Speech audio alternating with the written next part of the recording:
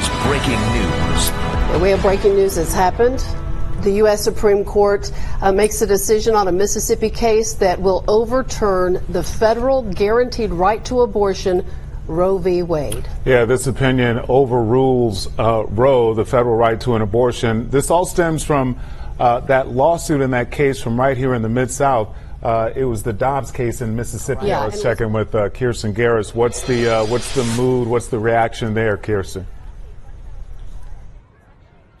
Well, you started to hear the protesters kind of die down at this point, but you can still hear people outside of the building, and I'm sure some of it is just people taking a moment to take this. We have another reaction this morning from Planned Parenthood on Union Avenue. It's a place where women go to get health care, but also abortions for now. Carolyn Serta joining us live. I see people behind you holding up signs that we didn't see even 15 minutes ago. Fox 13's Good Morning Memphis starts now with breaking news. We should be in the uproar, and we should be hollering and crying and saying enough is enough. The kids aren't being held accountable. The parents aren't being held accountable. I want the public to hold all of us accountable. I don't know what's got to be going through his head to be doing something like that. It's just pure evil. And today, a day of recovery after a night of terror in the city of Memphis. 4 people are dead, 3 others wounded after an armed man drove through the city, shooting people at random for more than 12 hours.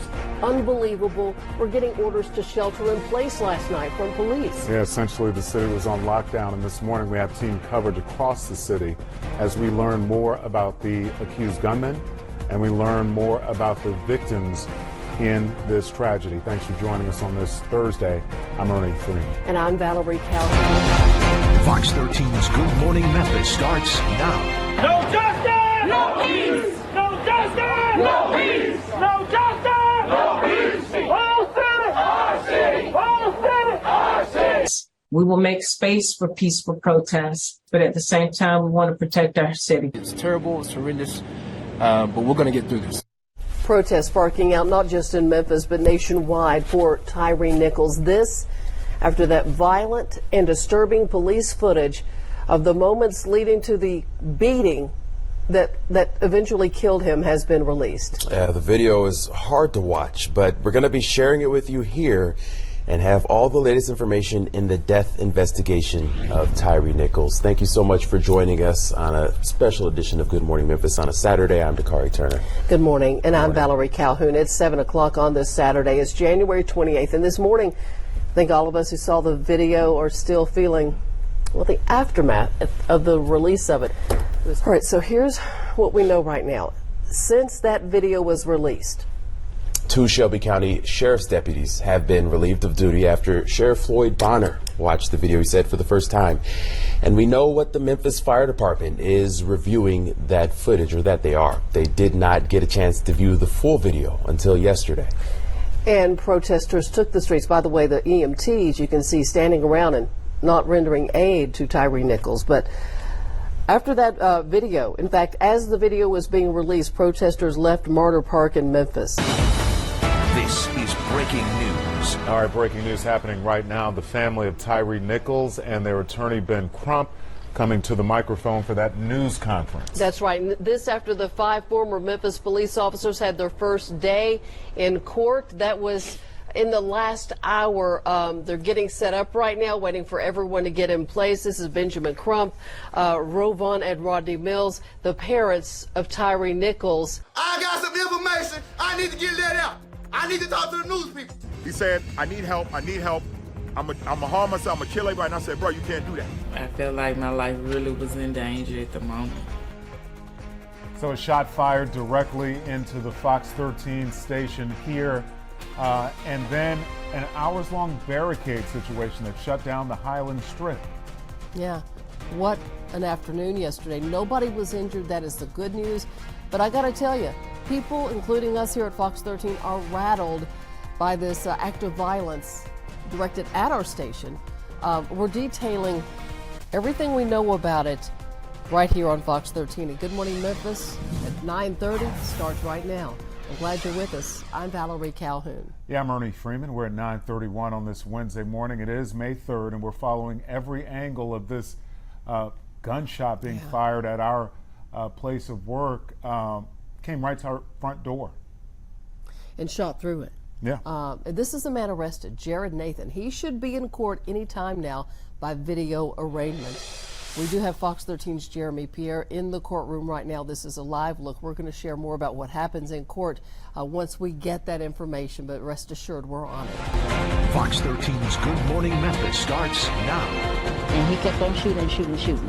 He shot one of my coworkers in the head, and then shot one of the customers in the stomach.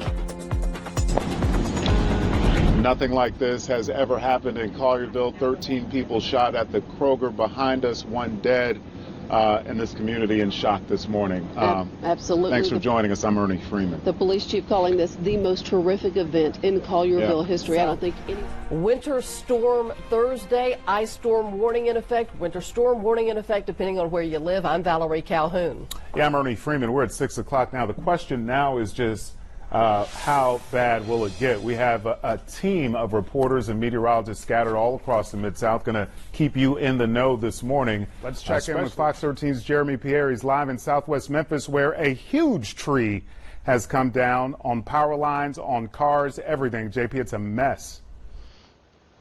Yeah, it's a big mess here. And look, this tree right here, this massive tree now blocking the road here.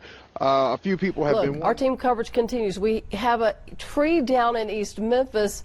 This is a new situation. Carolyn Serta joins us live. We got reports a tree was on a house. What are you seeing? Yeah, Val, that unfortunately is exactly the case. A huge tree falling not just on one home, but two, and taking down power lines and also on top of a car. 110,000 customers with no power right now. Fox 13's Darcy Thomas in the Breaking News Center with this. Darcy, what are those people going to do? That is so many people. Ernie, we were talking about this earlier. This is a number that I'm not even sure in my 20 years here I've ever seen before. In fact, dangerous outside, folks. Let's get to the Midtown area now. Mandy Rock is there. What's happening there, Mandy?